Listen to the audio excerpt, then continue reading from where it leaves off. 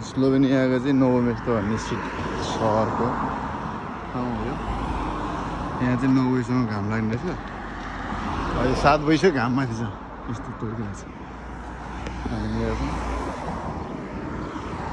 तपाईँहरू पनि अब कतिजना हुनुहुन्छ होला यता होइन, कुन ठाउँमा हुनुहुन्छ स्लोभेनियाको कमेन्ट गर्नु।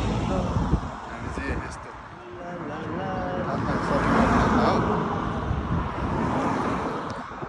के भन्छ भने शनिबार आइतबार धेरै जस्तो पसलहरू बन्द हुन्छ अनि सबैले पहिल्यै सपिङ गर्छन् क्या। हामी पनि त्यही अब 1 हप्ताको लागि खानेकुरा लिन जानु लाग्यो। यहाँ पुरै साइलेन्ट, केही छैन, घरमा मान्छेहरू बाहिर हुन्न त्यति। यतातिर चाहिँ के हुँदो रहेछ भने मान्छेभन्दा बढी गाडी रहेछ यहाँ। एकजनाको एउटा गाडी अझै बढी नै हुन्छ होइन। अनि कोही मान्छे बाटोमा हिँड्ने नि देखिन्न कि, पुरै साइलेन्ट। यस्तो लाग्छ पुरै अब कोरोनामा दुबईतिर यस्तो साइलेन्ट हुन्थ्यो। हामीको त सुपर नोभा भन्ने तपाईँहरूलाई थाहा छैन, कति यहाँ तपाईँ हुनुहुन्छ भने कमेन्ट गर्नु ल।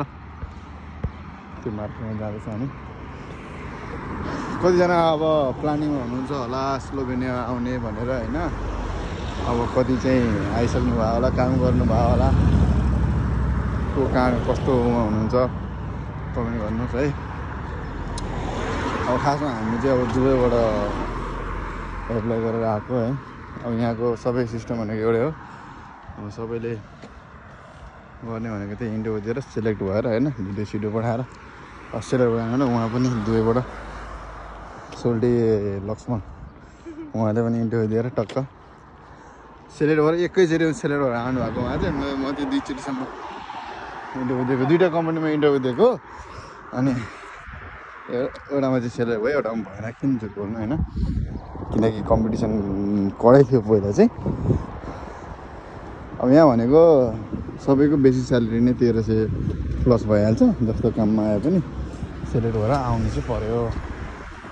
कस्तो घाम, अब तलक्कै घाम छ, तलक जाउँ जस्तो होइन। जाडो महिनामा चाहिँ सेप्टेम्बर अक्टोबरतिर चाहिँ यहाँनिर स्लोभेनियामा चाहिँ 4-5 बजे नै घाम जान्छ अरे। अब अहिले चाहिँ यस्तो छ, जुन जुलाई भनौँ न, अगस्तसम्म, सेप्टेम्बरसम्म हुन्छ अरे सायद। घाम त 9 बजीसम्म हुँदैछ। बियर खाना हो है साथी हो। साथीहरू बियर खानु आउनुहुन्छ भने चाहिँ फेरि यहाँ सुपर, यहाँ त के हो अरे पानीभन्दा सस्तो बियर हुँदो रहेछ होइन। अनि इनर्जी ड्रिङ्कहरू पनि सस्तै, 40 सेन्टदेखि 50 सेन्टसम्म। 60 सेन्टको भनेको लगभग दुबईको हिसाब गर्ने हो भने कति हुन्छ, 2-2.5 दिनमा बियर पाउँछ यहाँ केटाहरू। त्यही लिन जान्छन् यतातिर। ल साइलेन्ट हो कि पुरै यो ठाउँ त। हरेक मान्छेको गाडी हुन्छ। 16 वर्षको मान्छेले कसरी लाइसेन्स पाएर गाडी पायो भन्ने कुरो हो यहाँ। हामीसँग लाइसेन्स छैन, लाजेमन हुन्छ। कति कम्पनीले त गाडी पनि दिन्छ होइन, लाइसेन्स छ भने। तर बाइक दिएको छु, कतिले अब गाडी त हरेक धेरै जस्तो कम्पनीले दिन्छ।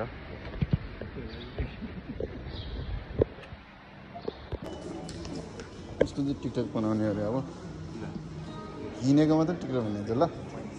यस्तो पैसा तँसँग पैसा पैसा होइन, हिरो भन। 1 हप्ताको लागि हामी सामान लिने ठाउँ हो यस्तो। दुबईतिर गएको मान्छेलाई सबै थाहा होला, सेमै त हो नि मल होइन। सोल्टी दुबईमा पनि सेम होइन, दुबईमा दिइरहन्छ यहाँ हिरो चल्छ। त्यही हो, दुबईभन्दा बवाल छ। कुइरिनेहरूको पसल हो यो सबै। तर फेरि खिच्न दिन्छ दिँदैन भनेको यहाँ कति ठाउँमा चाहिँ अलग गर्दैन, दिइहाल्छ नि होइन। भ्लग बनाउनु दिँदैन के हो। रेट चाहिँ नहेरौँ के रेट हेरेर मात्रै लाज हुन्छ होइन, किन्नु पनि पर्यो कि। सुहरू चाहिँ नेपाल आउँदै हुनुहुन्छ भने नेपालबाट राम्रो राम्रो सु लिएर आउनु होला। कपडाहरू पनि राम्रो लिएर आउनु। यहाँ चाहिँ लास्टै महँगो हुन्छ। एउटा नर्मल टी सर्टलाई पनि यहाँ हेर्नुहोस्, यस्तो टी सर्ट पनि 31 युरो, 44 यस्तो त हुन्छ होइन। 20 युरो एउटाको लागि। ए कति हो र यसको चाहिँ प्राइस?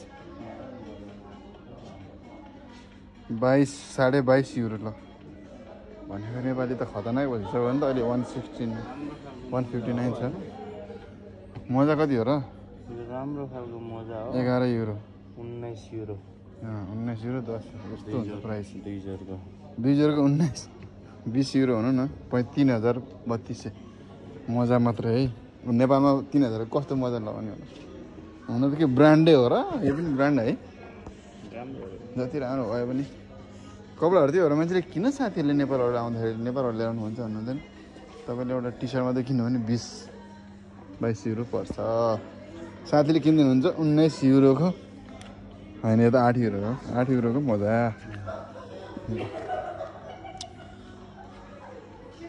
तपाईँले नेपालबाट धेरै चिज ल्याउनु पर्ने हुन्छ आउँदाखेरि अब पैसा कमाएको चाहिँ माया लाग्छ क्या 900 युरो बोज्न गाह्रो हुन्छ अनि अब सुहरू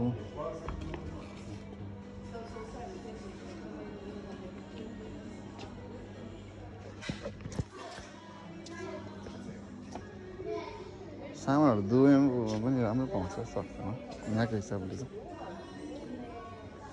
ज्याकेटहरू ल्याउनु होला टी सर्टहरू तपाईँहरू नेपालबाट आउने मान्छेहरूले 52 युरोको यो यस्तो एउटा हुन्छ 52 भनेपछि नेपाली त खतरनाकै पऱ्यो नि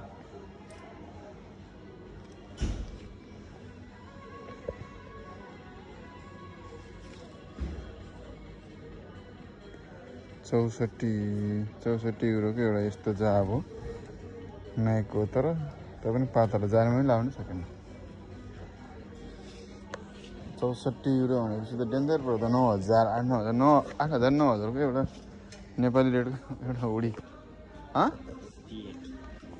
48 रे अनि यो नर्मल एउटा यस्तो जाब किन्नु पर्यो भने पनि 38 युरो क्या म्या 38 युरो भने नेपाली 6000 भन्दा माथि पर्छ होला है ल साइकलहरू किन साइकलहरू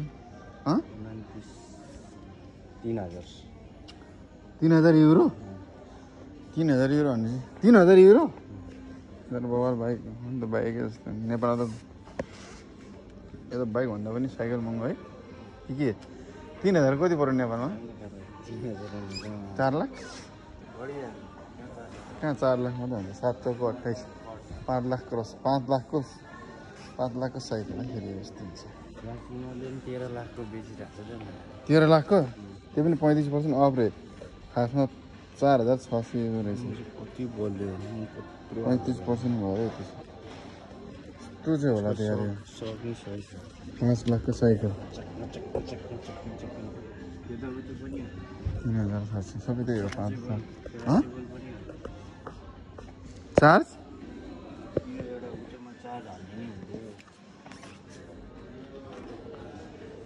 अनि साइकल फेरि तपाईँहरू अर्को पनि पाउँछ नि त 500 को 500 भनेको अहिले कति होला है 524 त्यो पनि 30% 700 रहेछ 500 चाहिँ 80,000 80-90,000 पर्छ त्यो साइकल नर्मल साइकल अब यसरी मार्केटमा प्राइस हेर्दै हिँड्नु के तपाईँहरू हेर्नु 48 को युरो यस्तो जाब 48 हेर्नु कति चाहिँ राम्रो छ 48 युरो भनौँ न 48 भनेर 6000-7000 पऱ्यो यार महँगो हुन्छ कपडाहरू चाहिँ लिएर आउनु होला भन्न चाहन्छु नेपालबाट आउने मान्छेहरूले धेरै टक्क 25 किलो 30 किलो ल्याउनु पाइहाल्छ 25-30 किलो ल्याउँदाखेरि चाहिँ कपडाहरू लिएर आउनु होला एउटा पनि किन्न नपर्ने गरी 1 वर्षसम्म त्यही कारण या भेरी एक्सपेन्सिभ है यहाँ त यस्तो चाहिँ टेडी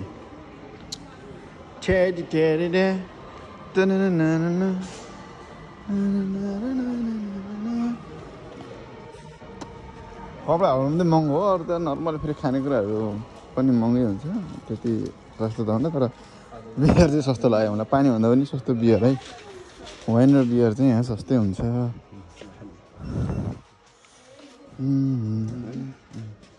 नपाउने चिज केही छैन तर अब अलिकति त्यही भनौँ न अब कपडाहरू चाहिँ सु कपडा अब यस्तो चप्पलहरू होइन लिएर आउनु पर्ने हुन्छ तपाईँहरू आउँदाखेरि लिएर आउनु होला कुहिरिनेहरूले खाइसकेको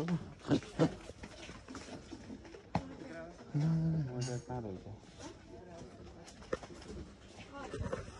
पपकर्न है भुटेको मकै यो के हो यो म खासमा यो लाने हो रातो मकै हो क्या राता मकै मकै उयो चिल्ली पनि रहेछ क्या कति रुपियाँ त्यही देखाएको यसको सब रहेछ भित्र राम्रो खालको क्या कति रुपियाँ पाउँछ एउटा मेरो लेखेको छ लगाएर किन एउटा लिगल यस्तो पनि पाउँछ अनि पपकर्न एउटा लाने हो तपाईँहरूलाई चाहिँ हाम्रो प्राइजको लागि मात्रै है तर हामी त्यहाँ गयौँ है प्राइज चाहिँ अलिक कस्तो हुन्छ त 1 युरो हो त 1 युरो 25 सेन्ट ऊ चाहिँ फेरि अब चाइनाबाट हो चाइनिजबाट हुँदैछ त फेरि क्या त्यहाँनिर त्यो मामु चाहिँ नहोला फेरि भ्लगमा फेरि बेजत होला नि फेरि लाजै मन लाज किन बाबा भनेर त त्यो मैले कलर हाल्नको लागि खोजेको भेटेन दुबईमै बरु कसम होला सामान यहाँ धेरै राम्रो या सस्तो सामान यहाँ चाहिँ पैसा जोगाउँदैन यी सपिङ गर्ने मान्छेहरूले त अब यो दुबईमा यो 100 बढीमा 100 पर्छ होला भनेपछि यो हिसाबले गर्ने हो भने 250 दिराम 79 को उसको दिरामको बवाल थियो अरे 35 यो भनेपछि अहिले 1 युरोको 4.25 4 दिराम 25 यो भनेको 130 दिराम पर्छ एउटा यदि यस्तो सामानहरू सब महँगो क्या धेरै चादरहरू महँगो यहाँ फेरि नेपाल जस्तो फ्लग हुँदैन रहेछ अर्कै ल्याउनु पर्ने है यहीँ पाउने अर्को गोरो युरोको अर्कै हाम्रो मल्ली ब्लग पनि चल्दैन यहाँ त्यस्तो छ है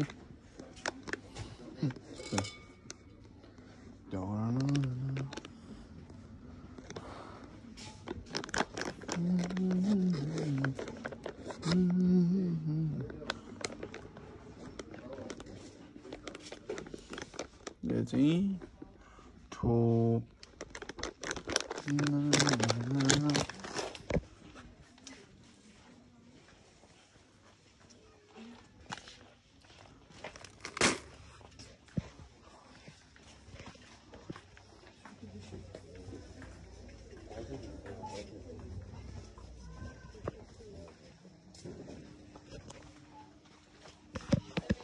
कहाँ गयो तिमी चाहिँ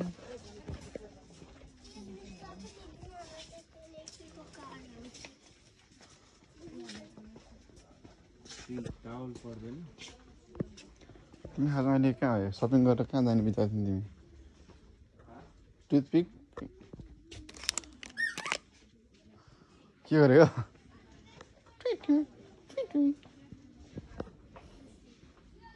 कुकर चाहिँ पाइँदैन है फेरि जति स्लोभेनियाको स्लोभेनिया जति कुकर चाहिँ पाइन्न फ्राई प्यानहरू चाहिँ पाउँछ भात पकाउनु पऱ्यो भने कुकरमा पाइन्न डेक्चीमा पकाउने कि यस्तो पकाउने किनकि यहाँ कुकर पाइन्न रहेछ मसला पनि पाइन्न नेपालबाट आउँछ नि मेन मसला अनि तपाईँहरूले कुकर अनि कपडा चाहिँ आफूलाई होइन त्यसरी बोकेर आउनु होला किनकि हामीले दुबईबाट आउँछ अरे होइन त्यहाँ त पाइन्न त्यहाँ पनि त्यही ताल हो तर नेपालबाट आउँदैन भन्छ भने चाहिँ त्यस्तो गर्नु होला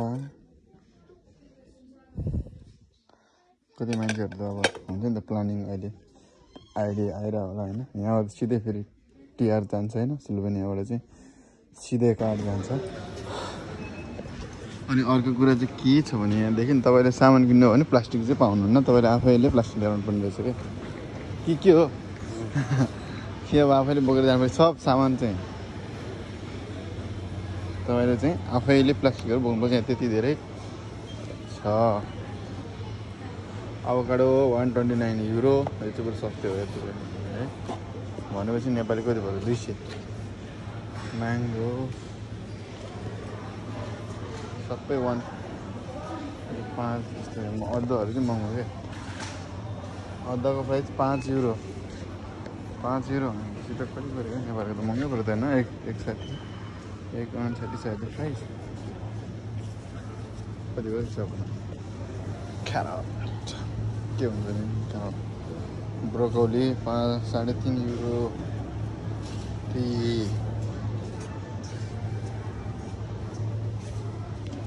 ये makes Coca-Cola.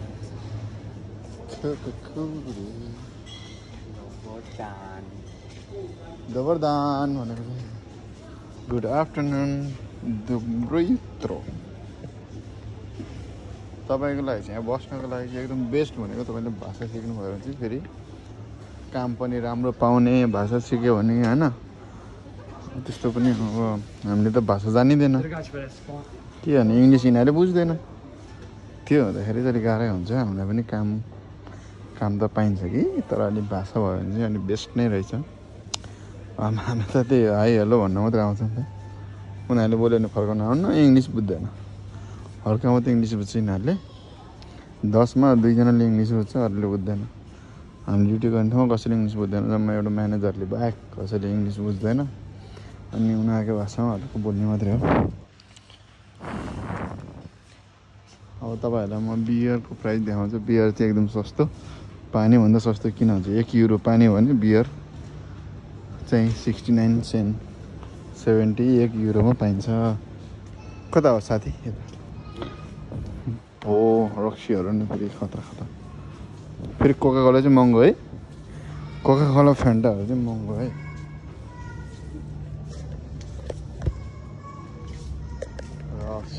रक्सी र बियर चाहिँ सस्तो हो वाइनहरू नेपालको हिसाबमा त कति पर्छ थाहा छैन प्राइस है नेपालमा नि के हो वाइन हो यो वाइन चाहिँ €5.94 €5 भनेपछि त नेपालको पनि 7,000 पर्ने के हो 700-800 भनेको 7,000 1.59 छ पुरै वाइन र सक्छ एक्लै तिमी म त हान्दैन मैले हान्दैन के थाहा मलाई ल तिमी के लाने भन न म त लान्छु रेडबुल 120 यो बदामको के यो वाइन हो र के हो यार टन्डे चाहिँ के बुझ्दैन कि भाषा के बुझ्दैन के लेखा भयो के बुझ्दा त बुझ्दैन प्राइस भयो के बुझ्दैन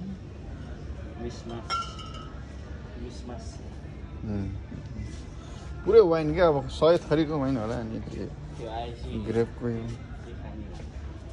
सोध न त्यसलाई बियरहरू चाहिँ वाइट जस्तै बियर खाने मान्छेहरूले चाहिँ फाइदै हुनेछ यता त्यस्तो वाइट चाहिँ नखानु होला तर अब सस्तोमा पाइन्छ भनेर ल्याम्प खाएर केला ढलिदिने बानी पनि छ नि यता कार्टुनै लग्यो भने सोच काच भयो होइन €1 हो यिनीहरू सबै भनेको कति 75 सेन्ट 75 पैसा क्या 55 पैसा बियर मर्काटो यसमा 6वटा हुन्छ 450 को कुन लाने हो यस्तो हुन्छ म त खान्न नै साथीले खान्छ नि यो चिजहरू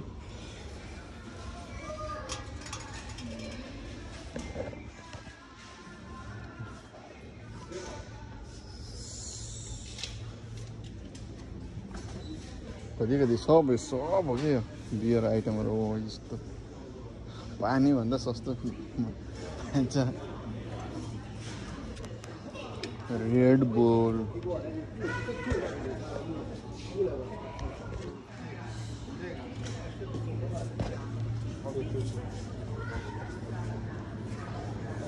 Get out of here, bro. 75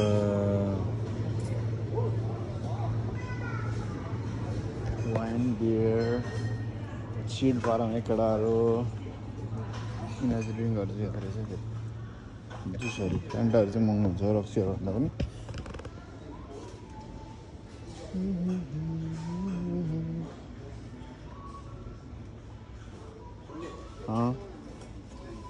चारवटा बियर लिन्छ तिमी कतिवटा रेड बुल लिने रेड बुल एउटा हुन्छ उतै जाऊँ अनि लिएर जाऊँ उता गएर रेड बुल दुइटा एउटा त एउटा खाइसकेँ मैले रेड बुल हान्नु रेड बुल एउटा यहाँ हाँसेर डुल महँगो होला या ल अब हामी पछि उठाउँला